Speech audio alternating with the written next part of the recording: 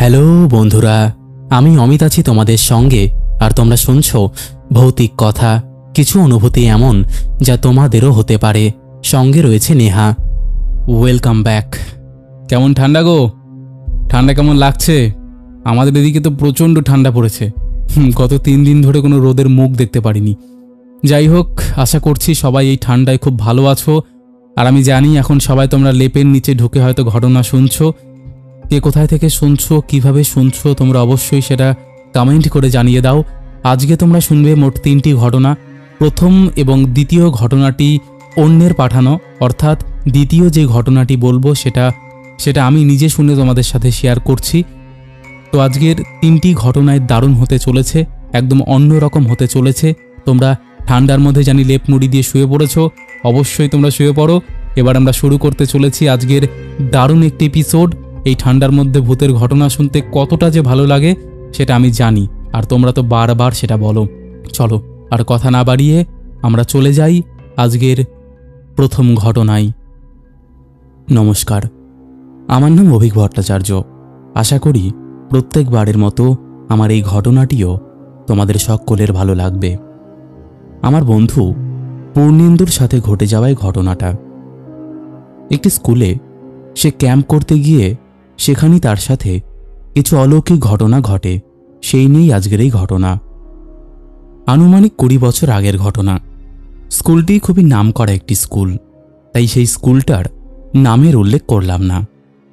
ঘটনাটা বলার আগে স্কুলটার একটু বর্ণনা দিই। স্কুলটার পেছনে একটা বিশাল বড় পুকুর এবং ঠিক তার পাশেই মস্ত বড় একটা বাঁশবাগান। স্কুলের পেছন দিকের ক্লাসের জানলা খুললেই সেখানে ওই পুকুর এবং বাঁশবাগানটা দেখতে পাওয়া যায়। স্কুলের শিক্ষক ও শিক্ষিকারা একদিন ঠিক করলেন শিক্ষামূলক উদ্দেশ্যে একটি ক্যাম্প করলে কেমন হয় স্কুলে।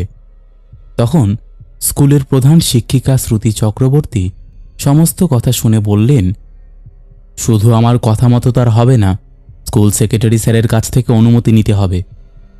তখন সকল শিক্ষক শিক্ষিকারা একত্রিত হয়ে প্রধান শিক্ষিকার সাথে সেক্রেটারি স্যারের কাছে শিক্ষা শিবিরের প্রস্তাব রাখেন।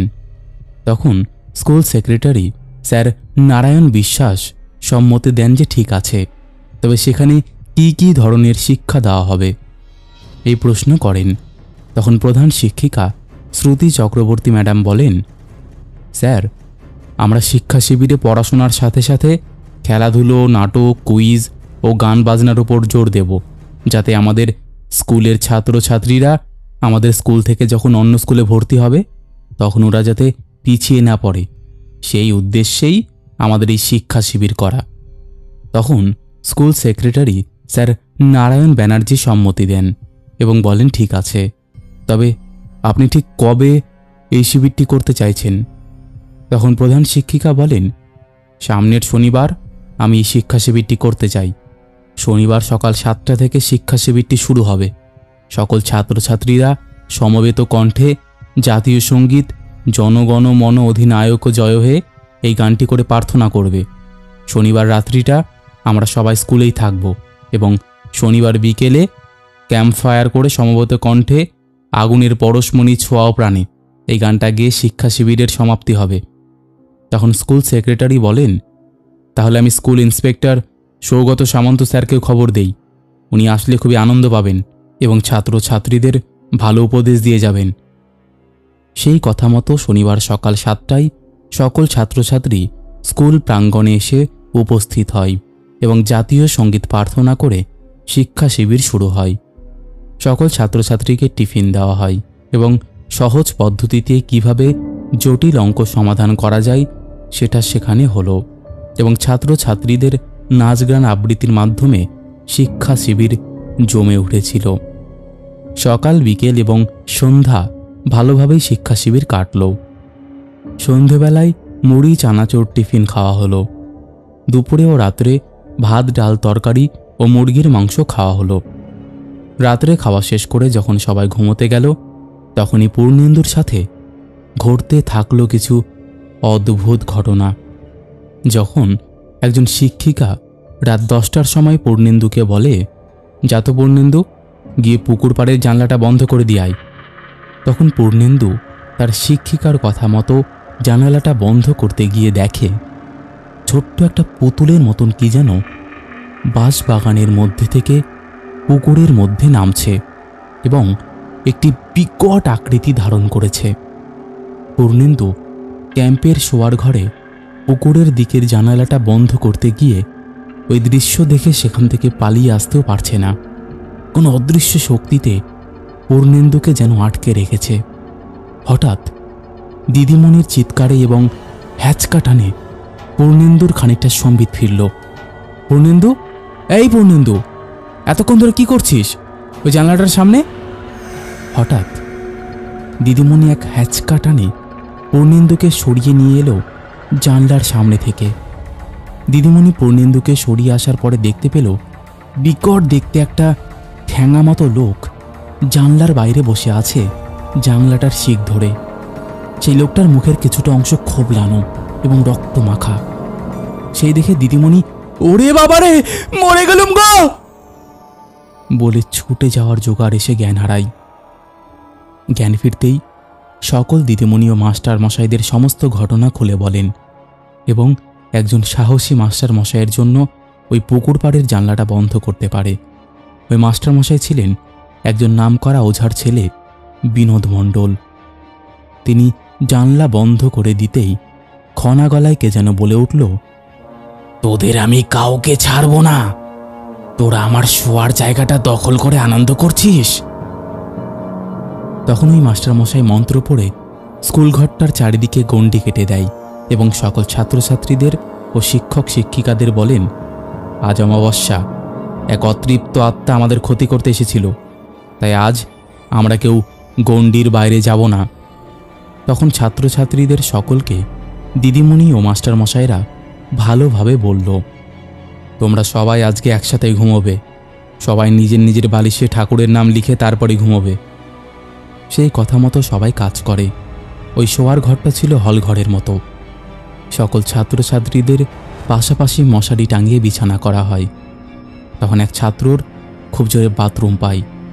সে গণ্ডির মধ্যে বাথরুম করতে দেয় এবং তারপরে সকলে ঘুমিয়ে পড়ে।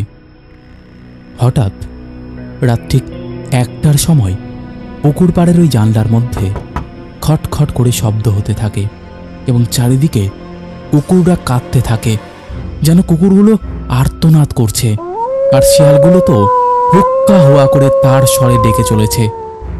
তখন এত তাণ্ডবে সকলের ঘুম ভেঙে যায় এবং দেখতে পাই পূর্ণেন্দু তাদের সঙ্গে বিছানায় নেই। সেটা জানা মাত্রই বিনোদ স্যার এক মুহূর্ত দেরি না করে স্কুলের পেছনে ওই পুকুর পাড়ে গিয়ে হাজির হয়। সেখানে গিয়ে বিনোদ স্যার দেখেন পুকুরের ঠিক মাঝখানে বিরাট লম্বা একটা পুরুষ মূর্তি জলের ওপর হেঁটে বেড়াচ্ছে এবং তার বাঁ হাতের তালুর মধ্যে আগুন জ্বলছে ও ডান হাতে পূর্ণেন্দুকে ধরে রেখেছে আগুনের মধ্যে ফেলে মারবার জন্য এবং বিভৎস দেখতে একটা পিশাচ চারিদিকে নজর রাখছে। তার মুখে কিছুটা অংশ খোবলানো। তখন বিনোদ স্যার বিড়বিড় করে মন্ত্র বলতে থাকে এবং পুকুরের জল হাতে নিয়ে মন্ত্র বলে ছুটতেই মুহূর্তের মধ্যে ওই পিশাচ এবং লম্বা মানুষ মূর্তিটি উধাও হয়ে যায় এবং পূর্ণেন্দু পুকুর পাড়ে ছিটকে এসে পড়ে। ঠিক সেই সময় একটুও সময় নষ্ট না করে বিনোদ স্যার পূর্ণেন্দুকে অচেতন অবস্থায় নিয়ে আসে ওই পুকুর পাড় থেকে স্কুলের ওই ঘরটাতে। বিনোদ স্যার এই ঘরটাতে ঢুকেই পূর্ণেন্দুকে রেখে পূর্ণেন্দুর চারিদিকে গণ্ডি কেটে দেয় এবং সকল শিক্ষক শিক্ষিকাদের বলেন পূর্ণেন্দু সাক্ষাৎ যমের হাত থেকে ফিরে এসেছে। সেই সময় পূর্ণেন্দুর ধুম জ্বর। বিনোদ স্যার তার কাছে থাকা রুমাল দিয়ে জলপট্টি দেন পূর্ণেন্দুর মাথায় এবং বিড়বিড় করে মন্ত্র বলে ঝেড়ে দিতেই জ্বর কমে যায় পূর্ণেন্দুর। পূর্ণেন্দু উঠে বসল। তখন বিনোদ স্যার বলল, শুয়ে থাক, উঠবি না এখন। পূর্ণেন্দু শুয়ে পড়ে। তখন বিনোদ স্যার ঘড়ি দেখেন রাত্রি 2টো বাজে। তার ঠিক 2 থেকে 3 মিনিট পরে হঠাৎ একটা কুকুরের কান্নার আওয়াজ সবাই শুনতে পায় এবং একটি গরু ডাকার আওয়াজ শুনতে পায়। পরের দিন সকালে ঘুম ভাঙতেই স্কুলের ঝাড়ুদার শান্তর চিৎকার শুনে সকলের ঘুম ভাঙে এবং সকলে গিয়ে দেখে স্কুল উঠোনে একটা গরু ও একটি কুকুরের ঝলসানো ক্ষতবিক্ষত দেহ পড়ে আছে এবং গণ্ডির বাইরে মস্ত বড় হাতের ছাপ। বিনোদ স্যার বলে, এই বাঁশবাগান ও পুকুরটা বিশেষ ভালো নয়। এই পুকুরে একটি দৈত্য এবং তার একটি পিশাচ সাকরেত আছে। এরা অমাবস্যার রাতে শিকারের আশায় বেরিয়ে আসে। এরা মানুষ না পেলে পশু পাখিদের শিকার বানায়। আমি গণ্ডি কেটে দিয়েছিলাম বলেই আর কারোর কিছু হয়নি। তারপর থেকে প্রতি বছরই ফেব্রুয়ারি মাসে শিক্ষা শিবির হয়, কিন্তু এই পুকুর পাড়ের জানলাটা আর খোলা হয় না। বাইরে খুটখাট শব্দ হলেও কেউ তাতে পাত্তা দেয় না। ওই পুকুর পাড়ে একটি শিব মন্দির করায় উৎপাত কিছুটা কমেছে। তবে প্রতি বছরই ওই পুকুরে কেউ না কেউ মরবেই। এই ঘটনাটা পূর্ণেন্দু এক ঝড় বৃষ্টির রাতে আমার সাথে ট্রেনে পুরী যেতে যেতে বলেছিল। সাথে আমরা আরও বন্ধুরা ছিলাম। আমরা প্রথমে পূর্ণেন্দুর কথাটা বিশ্বাস করিনি, কিন্তু পুরী থেকে ফিরে আসার পর ওই জায়গায় এক রাত্রি আমরা কাটানোর পর ভূত বাবাজির দর্শন পেলাম না ঠিকই, কিন্তু গা ছমছম করছিল এবং শরীরটা ভারী হয়ে যেতেই বুঝতে পারলাম রাত্রি বাড়ার সাথে সাথে সত্যি জায়গাটা স্বপ্ন রাজ্যের মতো বড় ভয়ঙ্কর হয়ে ওঠে। শিয়ালরা হুক্কা হুয়া করে ডেকে ওঠে এবং বাঁশবাগানে ও পুকুর পাড়ের মধ্যে আগুন জ্বলতে আজও দেখা যায়। তো অমিত, এই ছিল ঘটনা। ভালো লাগলে শুনিও। খুব ইন্টারেস্টিং একটা ঘটনা আমরা এই মুহূর্তে শুনলাম। সত্যি এমন ঘটনা আমাদের এই ভৌতিক কথা পরিবারে কমই আসে।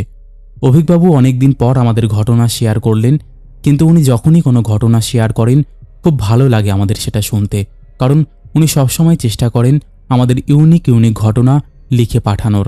তাই বলছি, তোমাদেরও ঠিক এইরকমই ইনিশিয়েটিভ নিতে হবে, যেখানে তোমরা আরও ভালো ভালো ঘটনা আমাদের সাথে শেয়ার করবে, আর আমরা তোমাদেরকে সেই ঘটনাগুলো শুনিয়ে যাব, যাতে আমাদের এই পুরো পরিবার সেই ঘটনাগুলো শুনে নিতে পারে এবং তোমরাও তোমাদের ঘটনা এত এত লোকের মাঝে ছড়িয়ে দিতে পারো, এত এত লোক তোমাদের ঘটনা জানতে পারবে। যাই হোক, আর কথা বাড়াচ্ছি না, তোমরা বেশি বেশি করে শেয়ার করে দিও। এখনও যারা লাইক কমেন্ট শেয়ার করনি তারা বেশি বেশি করে শেয়ার করে দিও। যারা ভাবছো ঘটনা শেয়ার করব কিনা তারা দেরি না করে কোনোরকম দ্বিধাবোধ না রেখে পাঠিয়ে দাও। চলো এবার আমরা শুরু করব পরের ঘটনা। দ্বিতীয় ঘটনাটা শুরু করার আগে তোমাদের বলে দিই, এই ঘটনাটা আমি শুনেছি একজনের কাছে এবং তোমাদেরকে আমি শেয়ার করছি। ঘটনাটা আমার শোনা একদিনও হয়নি, আর অনেকে হয়তো জানে যে আমার একটু ফিশিং করার বলতে পারো ইচ্ছে বা হবি আছে একটা, খুব ভালো লাগে আমার। তো আমি এরকমই ফিশিং করতে গিয়েছিলাম নদীতে। ফিশিং করতে গিয়ে সেখানেই মাছ ধরতে ধরতে আমার পাশে যে মাছ ধরছিল সেই আমাকে ঘটনাটা বলল। তো ঘটনাটা বহুদিন আগেকারই। যিনি আমার পাশে বসে মাছ ধরছিলেন উনি আমার থেকে বয়সে অনেক বড়, আমরা বলতে পারি আমাদের জেঠুর বয়সী। তো উনি আমাকে ওনার জীবনের অনেক ঘটনাই বললেন, তার মধ্যে থেকে একটা এই মাছ ধরা রিলেটেড ঘটনায় তোমাদেরকে শেয়ার করছি।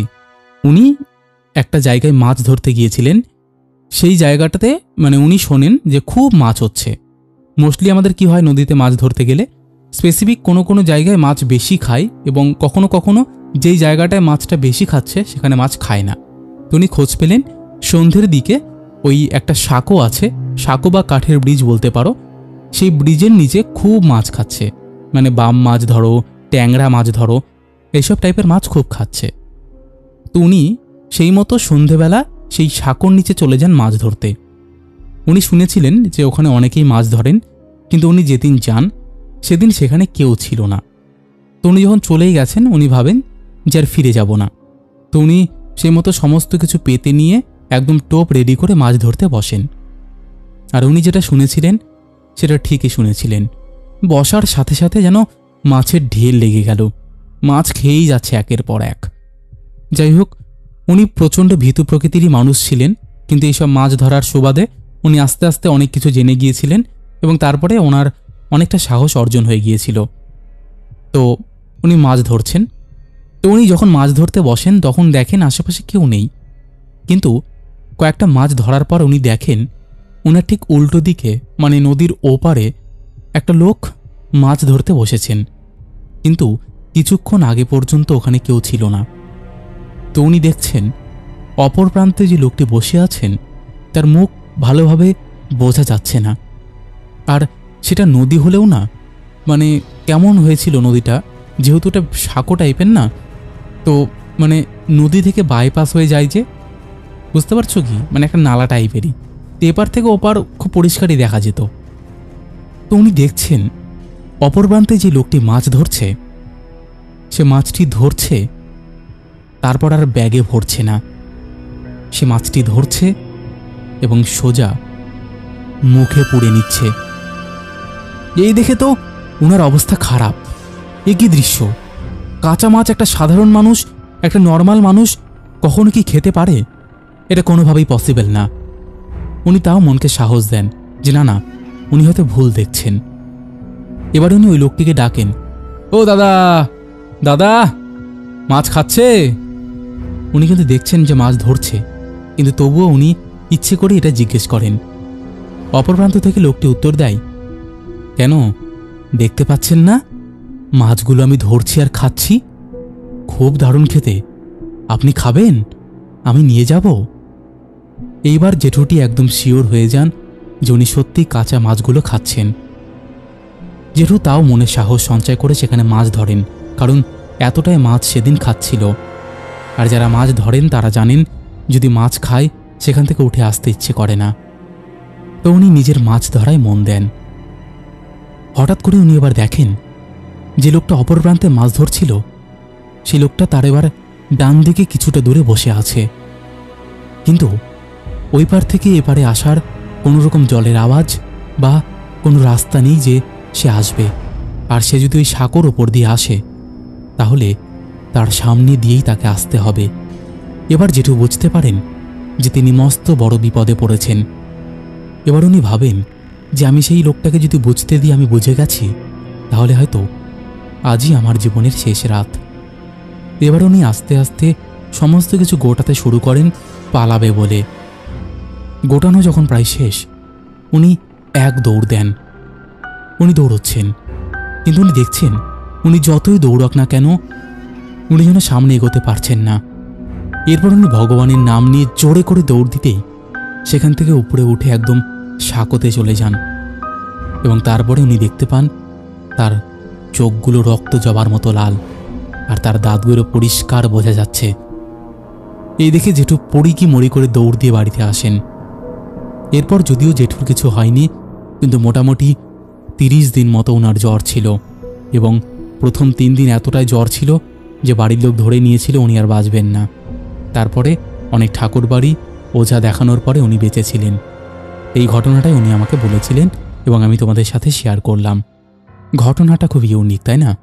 যাই হোক, তো তোমরা যদি এমন ঘটনা শেয়ার করতে চাও তাহলে অবশ্যই আমার সাথে শেয়ার করতে পারো। একটা কথা বলবো, ভৌতিক কথা কোনো রকম অন্ধবিশ্বাস, কোনো রকম কুসংস্কার বা কোনো রকম নেগেটিভিটিকে প্রচার করে না। ভৌতিক কথার কাজ শুধুমাত্র মানুষের জীবনে ঘটে যাওয়া ঘটনা সবার সামনে তুলে ধরা, নচেত আর কোনো উদ্দেশ্য নেই। তাই যারা এখনও বিশ্বাস করছো না তারা অবশ্যই এগুলোকে এন্টারটেইনমেন্ট হিসেবেই নিয়ে নাও। আশা করছি তোমরা বুঝে গেছো। চলো আর কথা বাড়াবো না, এবার আমরা শুরু করব সঙ্গীতার পাঠানো একটা ঘটনা। সেই ঘটনাটা শুনেও তোমাদের গায়ের রক্ত হিম হতে চলেছে। চলো এবার আমরা শুরু করে দিই আজকের 3 নাম্বার ঘটনা। হ্যালো অমিতদা, আমি মুর্শিদাবাদ থেকে সঙ্গীতা বলছি। প্রথমেই তোমাকে অনেক অনেক ধন্যবাদ, তুমি আমার পাঠানো প্রথম ঘটনাটা পড়ে শুনিয়েছ তার জন্য। তাই আজ আবারও একটা নতুন ঘটনা তোমাকে পাঠাতে ইচ্ছে হলো। এই ঘটনাটা আজ থেকে প্রায় 25 বছর আগেকার। ঘটনাটা ঘটেছিল আমার বাবার সাথে। তখন আমি ছোট ছিলাম। বাবার কাছে ঘটনাগুলো শুনেই তোমাকে লিখতে বসলাম। আমার বাবার নিজস্ব পোলট্রির ব্যবসা ছিল, সেটা এখনও আছে। কিন্তু সেই সময় বাবা নিজ হাতেই তাদের খাবার দেওয়া ও জল দেওয়া করত। আর একজন হেল্পার রেখেছিল যে মাঝে মাঝে বাবাকে হেল্প করত। রোডের ধারে একটা জায়গা কিনে নিয়ে তিনি 2টি পোলট্রির ফার্ম তৈরি করেন এবং ব্যবসা শুরু করেন। আমাদের বাড়িটা ছিল ভেতর পাড়ায়। বাবা প্রতিদিন রাত 9টার দিকে আমাদের বাড়ি থেকে ফার্মে আসতেন এবং 11টা নাগাদ ফার্ম থেকে বাড়ি ফিরতেন।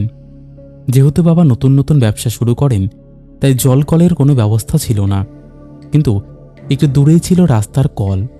তিনি সেখান থেকেই বালতি করে জল আনতেন। এমনই এক বর্ষাকালে তিনি ফার্মে আসেন। রাত তখন 9:30 মতো বাজে। বাবা যায় রাস্তার কলে জল আনতে। তখন টুপটাপ করে আবার কখনো ঝিরঝির করে বৃষ্টি পড়ছে। ছাতা মাথায় নিয়ে টর্চ হাতে বালতি ভরে জল নিয়ে তিনি ফার্মের দিকে আসছেন। ঠিক তখনই তিনি লক্ষ্য করেন একটা কালো কুচকুচে রঙের কুকুর তার সাথে পিছু পিছু আসছে। সেই কুকুরটি কখনো বাবার আগে হাঁটছে তো কখনো পেছনে। বাবা তাকে বারবার যা যা বলে তাড়িয়ে দিলেও সে যায় না। এমন করতে করতে বাবা ফার্মের কাছে চলে আসে। এবার ফার্মের বর্ণনাটা একটু বলি। রোড থেকে অনেকটা চলে এসে আমাদের পাকা বাড়ি, যেখানে আমরা তখন বাস করতে শুরু করিনি। বাড়ির বাইরে বড় দরজা, মানে বাড়ির মেইন গেট, তারপর বড় বড় দুটো পোলট্রির ফার্ম, বাড়িটার বাকি অংশগুলো পাঁচিল দিয়ে ঘেরা। তো বাবা জল নিয়ে ফার্মের কাছে চলে আসে এবং কুকুরটিকে তাড়িয়ে দেয়। ও নিজে মেইন গেট খুলে ভেতরে ঢুকে পড়েই গেটটা ভালো করে লাগিয়ে দেয়। একই রাতের বেলা, তারপর আশেপাশে খুব একটা বাড়িঘর ছিল না। ভেতরে ঢুকেই তিনি একটু ক্লান্ত হয়ে পড়েন, তাই জল ভর্তি বালতি দুটো রেখে বসে পড়েন। আনমনে থাকতে থাকতে বাবার চোখে পড়ে রাস্তার সেই কালো কুকুরটা কিভাবে যেন বাড়ির ভেতরেই ঢুকে পড়েছে। কুকুরটি ঠিক বাবার সামনে বসেছে এবং বাবার চোখের দিকে অপলক দৃষ্টিতে তাকিয়ে আছে। তিনি ভালো করে লক্ষ্য করেন কুকুরটির চোখ যেন আগুনের গোলা, তার শরীর যেন বাঘের মতো বড়সড়। বাবা প্রচণ্ড অবাক হয়ে ভাবে, এই কুকুরটিকে তো একটু আগে তাড়িয়ে দিয়ে আসলাম, তবে কিভাবে বাড়ির মধ্যে ঢুকে এলো? দাদা, আমাদের বাড়ির জল পাস হওয়ার ছোট ছোট নালা, তাছাড়া বাড়িতে একটাও ফাঁক ফোকর নেই যে কুকুরটা সহজে ঢুকতে পারবে। কুকুরটা কিভাবে এবং কোন দিক দিয়ে ঢুকলো সেটা চিন্তা করতে থাকে বাবা। বাবার ধূমপানের নেশা আছে। তিনি বুক পকেট থেকে বিড়ি বার করে খেতে শুরু করেন। প্রায় অনেকক্ষণ ধরে তিনি অনেকগুলো বিড়ি খেয়ে ফেলেন। তার একটু পরেই দেখেন যে কুকুরটা নেই। সারা বাড়ি তন্ন তন্ন করে খুঁজেও আর পাওয়া যায়নি। বাবা বাড়ি এসে মাকে পুরো ঘটনাটা বলে। মাও বেশ অবাক হয়। দাদা, এবার যে ঘটনাগুলো বলবো সেই ঘটনাগুলো বাবা ফার্ম থেকে বাড়ি ফেরার পথে প্রায় দিনই ফেস করত। বাবা কাজ সেরে ওই 11টা নাগাদ ফার্ম থেকে বাড়ির উদ্দেশ্যে রওনা দিত। পথেই পড়তো একটা ভাগাড়, যেখানে গরু মারা গেলে ফেলা হতো। সেই জায়গাটা আসতেই বাবার গাটা কেমন যেন ভারী হয়ে যেত এবং তিনি অনুভব করতেন কেউ যেন তার পেছনে পেছনে আসছে আর কানের গোড়ায় ফিস ফিসিয়ে কিছু বলছে। বাবা অত পাত্তা না দিয়ে তাড়াতাড়ি ওই জায়গাটুকু পার করে চলে এসেই তার খুব বাথরুম পেত এবং বাথরুম করার পরেই গায়ের ভার ভাবটা কমে যেত। এরকম প্রায়ই হতো বাবার সাথে। অন্যদিকে যে মাটির রাস্তাটা ছিল, সেই রাস্তায় বর্ষা হওয়ার কারণে খুব কাদা হয়ে থাকতো বলে হেঁটে যাওয়া অসম্ভব হতো। তবুও বাবা মাঝে মাঝে ওই রাস্তা দিয়ে যেত। আবার কিছুদিন পর যখন ভাবতো যে কই ভূত, কেন এত ভয় পাবো, ওই দিক দিয়েই যাব, কি হয় দেখব আমার, তো বাবা আবার সেই রাস্তা দিয়ে বাড়ি ফেরা শুরু করে। একদিন বাবা ফার্ম থেকে বাড়ি ফিরছিলেন। তার হাতে বড় টর্চ এবং ফার্মের একগুচ্ছ চাবি ধরে হাঁটছেন। প্রতিদিনের মতো ভাগাড়ের কাছে আসতেই তার গাটা ভারী হয়ে যায়। তবুও তিনি হেঁটে চলেছেন। চাঁদের আলোয় চারিদিকটা বেশ পরিষ্কার।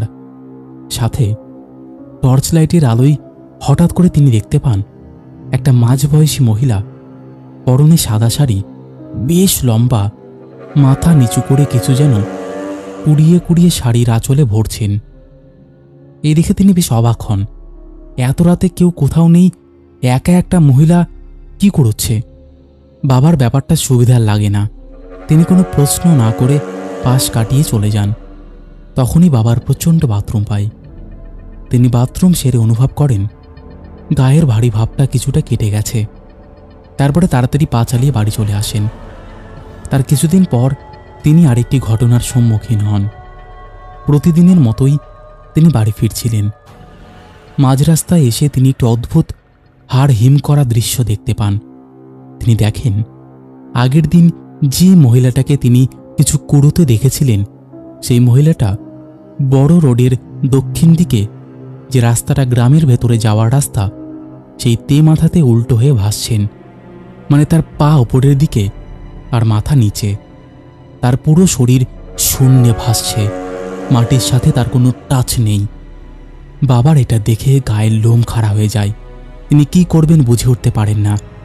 ফিরে গিয়ে ওই রাস্তা দিয়ে যেতে হলে অনেকটা সময় লেগে যাবে। এটা ভেবে তিনি রাম নাম নিতে নিতে মাথা নিচু করে অনেকটা দূরত্ব বজায় রেখে পাশে যে জমি ছিল সেখান দিয়ে হন হন করে চলে আসেন। লোকের মুখে শুনেছি ওখানে দোষ কাটানো হয়। মাঝে মাঝে আমরা দেখেছি ওখানে সিঁদুর মাখানো মাছ, নতুন সরা, ফুল, বেলপাতা পড়ে রয়েছে এবং এই দোষ কাটানোর কাজটা এখনও সেখানে হয়ে চলেছে। এরপর থেকে বাবা ওই রাস্তা দিয়ে আসা একেবারেই বন্ধ করে দেয়, অন্য কাদা ভরা রাস্তা দিয়ে আসে। দাদা শুনলে অবাক হবে, এখনও ওই জায়গাটায় অনেক দুর্ঘটনা হয়েই চলেছে। খড়গ্রাম থেকে তারাপীঠ যাওয়ার এই রাস্তার টার্নিং পয়েন্টটা বহু মানুষের প্রাণ নিয়েছে। রাত বিরতে কত মানুষ যে দুর্ঘটনার কবলে পড়েছে ভাবলে বুকটা কেঁপে ওঠে। বাবার এখন 55 বছর বয়স, তার সাথে অনেক ভৌতিক ঘটনা ঘটেছে। আমি ভয় পাবো বলে উনি এখনও আমাকে বলেন না। তবে আজকের এই ঘটনাগুলো যখন তিনি বলেছিলেন তখন ঠিক করেছিলাম তোমাকে পাঠাবো। জানি অনেকটা বড় হয়ে গেল, তবুও যদি তোমার ভালো লাগে ভৌতিক কথা চ্যানেলে পড়ে শুনিও। অপেক্ষায় থাকবো। ভালো থেকো দাদা। ভৌতিক কথা চ্যানেল আরও এগিয়ে যাক এই কামনা করি। ইতি সঙ্গীতা পাল ফ্রম মুর্শিদাবাদ। তো বন্ধুরা, এই ছিল আজকের আমাদের জমজমাট একটি এপিসোড। আশা করছি প্রত্যেক দিনের মতো আজকের এই এপিসোডও তোমাদের দারুণ লেগেছে। কেমন লেগেছে তোমরা অবশ্যই কমেন্ট করে জানিয়ে দিও। কোন ঘটনাটা সবথেকে বেশি ভালো লেগেছে সেটাও তোমরা কমেন্ট করে জানিয়ে দিও। চলো আর একদম কথা বাড়াবো না, এবার আমরা শুরু করে দেব শাউট আউট পর্ব। শেষের এপিসোডে ফার্স্ট কমেন্ট করেছে দীপ মালিক, লাভ লাভ রিয়াক্ট দিয়েছে। সেকেন্ড কমেন্ট করেছে ঝিলিক সাধু খান, লিখেছে হাই দাদা। থার্ড কমেন্ট করেছে চুমকি ঘোষ, সেও লাভ লাভ রিয়াক্ট দিয়েছে। তারপরে কমেন্ট করেছে অর্ঘ্য সান্ত্রা, সাব্বির আলী, অক্ষয় অধিকারী, গীতা গোস্বামী, তন্ময়, রাজা প্রভাত, সুমন দেব বর্মন, সোনিয়া বেরা, রেখা পাসমান, তন্ময়, সুকান্ত প্রামাণিক, সুমিত ঘোষ, নন্দিনী রয়, দীপশ্রী দাস, রত্না রয়, মৌমিতা ঘোষ, জয়শ্রী গুপ্তা, দীপিকা দে, যুগল বারুই, ডিজে ব্লগার অনিশ লিখেছে আজ পুরো 10:45 চলে এলাম। দুটো ঘটনায় জাস্ট ওয়াও লাগলো, মোস্টলি দ্বিতীয় ঘটনাটা। সত্যি গো, আমার তো সেকেন্ড ঘটনাটা দারুণ লেগেছিল আগের দিনের। তারপরে কমেন্ট করেছে এসকে আরাফুল হোসেন, সঞ্জীব ঘোষ, প্রীতম কর্মকার, বিষ্ণু মণ্ডল, লিখেছে দাদা ফার্স্ট কমেন্ট আমি মামনি অনেক দিনের আশায় ছিলাম। না গো, ফার্স্ট কমেন্ট হয়নি। সুপর্ণা মুখার্জি, বিশ্বজিৎ দাস, দীপিকা দে, সুদীপ্ত ঘোষ, শর্মিষ্ঠা দাস লিখেছে হাই দাদা কেমন আছো, চলে এসেছি শুনতে টাইম মতো একদম। তারপরে কমেন্ট করেছে মুন্নি সান্ত্রা, সুদীপ্ত ঘোষ, বিশ্বজিৎ বিশ্বাস, কুণাল দাস, পম্পা মহন্ত, মনিকা ত্রিপুরা, কৃষ্ণ জানা, সুব্রত মণ্ডল, অমিত ডলুই, সন্দীপ হোর, মণি সাহা, শুক্লা রাজবংশী, সিনথিয়া তাসনিম, নিবেদিতা হালদার, গেমার ঋত্বিক, স্বপ্না বাজাল, বিদ্যুৎ সাহা, সুদীপ্ত ব্যানার্জি, সৌমিত্র তালুকদার লিখেছে love from Guwahati Assam, thank you. তারপরে কমেন্ট করেছে পাপড়ি দোলা, বিশ্বজিৎ রয়, শঙ্কর চক্রবর্তী, অমিতা ঠাকুর, তানিয়া আলম, সাগর সাহা, তাপস পণ্ডিত, সুরজিৎ চৌধুরী, দেবাশিস বাগচি, প্রদীপ মাইতি, কার্তিক সাহা, অঞ্জলি মণ্ডল, এরকম অসংখ্য প্রিয় মানুষেরা আমাদের শেষের এপিসোডে কমেন্ট করেছে, যাদের কমেন্ট আমি আর চাইলেও পড়তে পারছি না। তো আজকের মতন এখানেই শেষ করব। তার আগে বলবো তোমরা বেশি বেশি করে কমেন্ট করো, 10:45 আসার চেষ্টা করো, যাতে আমি তোমাদের আরও ভালো ভালো ঘটনা শেয়ার করতে পারি। তো চলো আর কথা বাড়াচ্ছি না, আজকের মতন এখানেই শেষ করছি। আবার দেখা হবে নতুন কোনো ঘটনা নিয়ে।